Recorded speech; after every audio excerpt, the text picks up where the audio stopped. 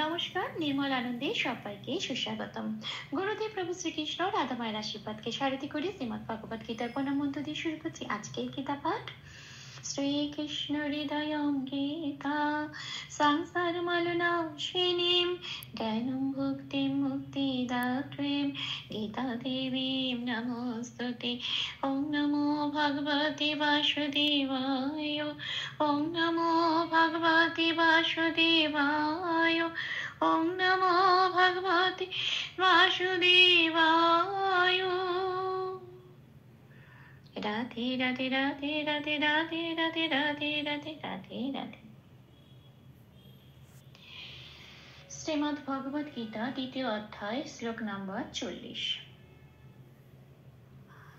নেহা বিক্রমনাশস্তি পত্রাবায়ো ন বিদ্যতে স্বল্পমপ্যস্য ধর্মস্য ত্রায়তে মহতো ভয়াৎ। আচ্ছা, এখানে প্রথম লাইনের প্রথম পাঠটুকু হচ্ছে নেহা বিক্রমা স্বস্তি, এইটুকু আমি বাংলায় বললাম। এবার এটাকে দেখে কিভাবে সংস্কৃততে উচ্চারণ করব। ঠিক সেই জন্য একটু প্লাস প্লাস দিয়ে সাজিয়ে নিয়েছি এবং কিছু কিছু জায়গায় লাল দিয়েছি। যে যে জায়গাগুলো লাল দিয়েছি সেই জায়গাগুলো চ্যান্টিং এ চলনের সময় উচ্চারিত হবে না, ঠিক তার উপরের ব্র্যাকেটে যে অক্ষরগুলো দেওয়া আছে সেগুলোই উচ্চারিত হবে। আচ্ছা, প্রথম পাঠটা রয়েছে নেহা, একটু প্লাস দিয়ে সাজিয়ে নিয়েছি চ্যান্টিং এর চলনটা যেন বলতে সুবিধা হয়। নেহাটা যেমন আছে তেমন, ভি যেমন আছে তেমন, ক্র যেমন আছে তেমন। মনাতে খেয়াল রাখতে হবে, কোনো হসন্ত নেই, ম পূর্ণরূপে উচ্চারিত হবে ম বলে। মনা শোটাও যেমন আছে তেমন। এখানে একটি অক্ষর রয়েছে হয়ের মতো দেখতে কিন্তু মাত্রা নেই, এটা কি বলে? অবগ্রহ।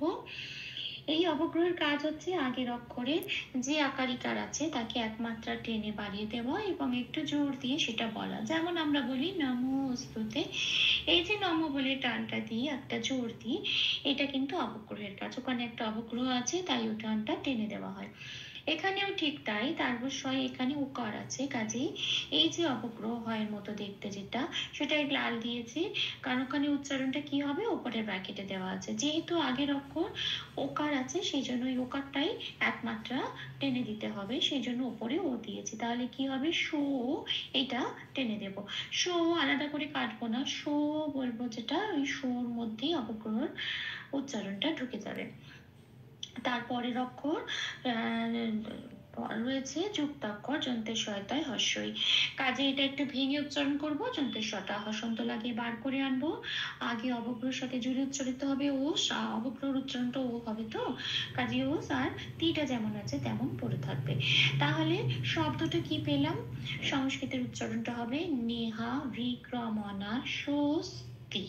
আচ্ছা, আসি পরের পাঠে।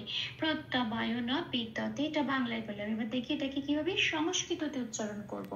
প্র যেমন আছে তেমন, তয় জফলায় একটু লাল দিয়েছি কারণ পাশের ক্যালেন্ডারে 1 নম্বরে তালিকাভুক্ত করে দেওয়া আছে অন্তস্থ জয়ের উচ্চারণ সংস্কৃততে হস্যই প্লাস অন্তস্থ ইয়, সেজন্য এই উপরের ব্র্যাকেটে হস্যই প্লাস অন্তস্থ দিয়েছি।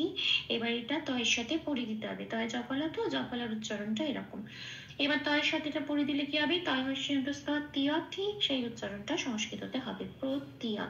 আচ্ছা, বা এখানে একটু লাল দিয়েছি কারণ বাইরের উচ্চারণটা বাংলায়, এটা সংস্কৃততে উচ্চারণ করতে পারবো না। বটাকে সংস্কৃততে উচ্চারণ করে পাশে 2 নম্বরে তালিকাভুক্ত করে দেওয়া আছে ও প্লাস অ ওয়া বলে একটু ঠোঁটটা খুলে উচ্চারণ করতে হয়, কিন্তু এখানে যেহেতু শব্দটা বয় আকার আছে সেই জন্য ব্র্যাকেটে আমি ও প্লাস আ দিয়েছি, মানে ওয়া বলতে হবে।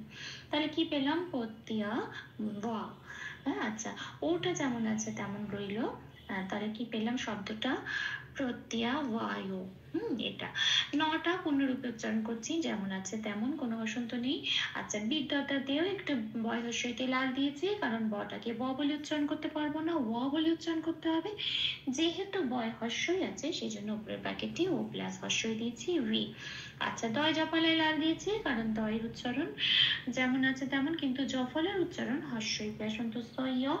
এবার দয়ের সাথে হস্যই প্লাস অন্তস্থ পড়ে দিলে যে উচ্চারণটা বেরিয়ে আসে, দয় হস্যই অন্তস্থ দিয়, ঠিক এখানে সেই উচ্চারণটাই হবে।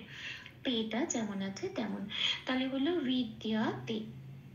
তাহলে এই পাঠটা কি পেলাম? প্রত্যয়া ওয়ানো প্রত্যয়াবায় ন বিদ্যতে। এটা আসে পরের লাইনে প্রথম পাঠটুকু হচ্ছে স্বল্প ম পস্য ধর্মস্য। এটা বাংলায় বললাম, এবার দেখি এটা কিভাবে সংস্কৃততে উচ্চারণ করব।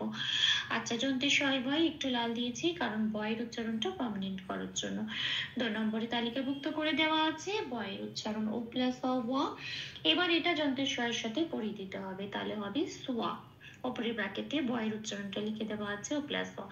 এই হলো সোয়া। এবার পরের অক্ষর যুক্ত অক্ষর লয় পয় আছে, লটা আগে আছে, লকে হসন্ত লাগিয়ে বাইরে বার করে আনতে হবে, অর্ধলয় হিসেবে উচ্চারিত হবে। অর্ধলয় হিসেবে উচ্চারিত হওয়ার মানে আগের অক্ষর যন্ত্রের সহায় বয়ের সাথে জুড়ে উচ্চারিত হবে সোয়াল।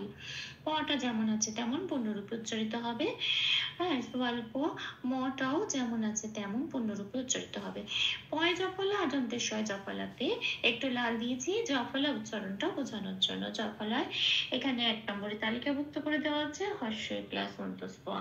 কাজেই পয়ের সাথে হর্ষই প্লাস অন্তঃস্থ পড়ে দিলে যে উচ্চারণটা বেরিয়ে আসে প্রিয়, সেটাই হবে। আবার যন্ত্রের সহায় জফলা আছে, জফলার উচ্চারণ উপরে লিখে দেওয়া আছে ব্র্যাকেটে হর্ষই প্লাস অন্তঃস্থ। দন্তের সহায়ের সাথে হর্ষই প্লাস অন্তঃস্থ পড়ে দিলে যে উচ্চারণটা বেরিয়ে আসে সিয়া, এখানেও ঠিক উচ্চারণটা হবে সিয়া।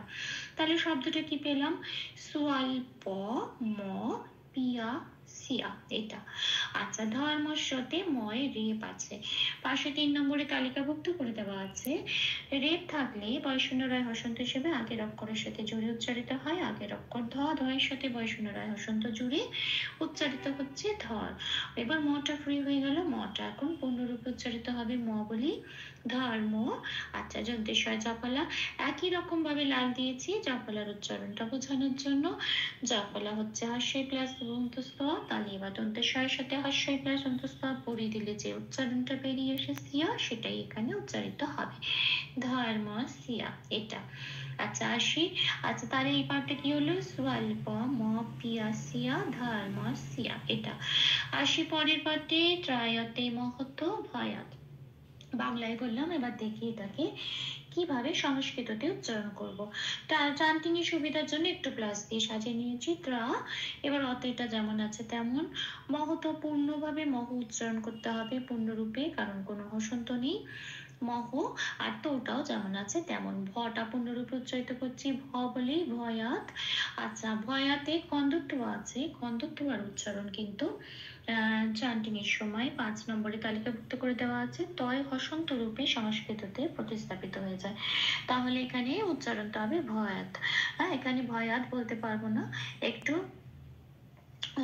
যেহেতু এটা লাস্ট অক্ষর, সেই জন্য একটু চান্টিং এর চলনের সুবিধার জন্য, রিদমের শ্রুতি মধুর হওয়ার জন্য একটু ভয়াত এরকম একটু বলে দিতে হবে, যাতে এই স্বরটা মিলে যায়। একটু মিলিয়ে সফটলি একটু বলে দিতে হবে ভয়াত এরকম বলে। হ্যাঁ, আচ্ছা, কিন্তু এটা অর্ধরূপে উচ্চারণ করতে হবে। ভয়াত বলে পূর্ণরূপে বলতে পারবো না, আর ভয়াত বলেও হসন্ত লাগিয়ে বলতে পারবো না।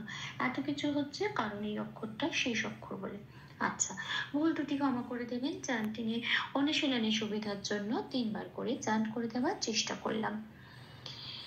নেহাভিক্রমনাশস্তি প্রত্যয়াব্যান প্রত্যয়াব্যায় ন বিদ্যতে স্বল্পমপ্যস্য ধর্মস্য ত্রায়তে মাহাতো ভয়াত। নেহাভিক্রমনাশস্তি প্রত্যয়াব্যায় ন বিদ্যতে স্বল্পমপ্যস্য ধর্মস্য ত্রায়তে মাহাতো ভয়াত। নেহাভিক্রমনাশস্তি প্রত্যয়াব্যায় ন বিদ্যতে স্বল্পমপ্যস্য ধর্মস্য ত্রায়তে মাহাতো ভয়াত। রাধে রাধে রাধে রাধে রাধে রাধে রাধে রাধে রাধে রাধে। তপ্ত কাঞ্চন গৌরাঙ্গীম রাধে বৃন্দাবনেশ্বরী বৃষভানুসুতে দেবী তাম্র নমামি হরে প্রিয়ে।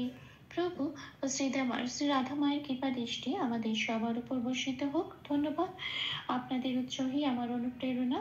আমার সকল ভুল ত্রুটির ক্ষমাপ্রার্থনা প্রভুর চরণে অর্পণ করলাম। ওম কৃষ্ণায় বাসুদেবায় হরয়ে পরমাত্মনে প্রণত ক্লেশনাশায় গোবিন্দায় নমো নমঃ। শ্রীকৃষ্ণার্পণমস্তু। জয় শ্রীকৃষ্ণ।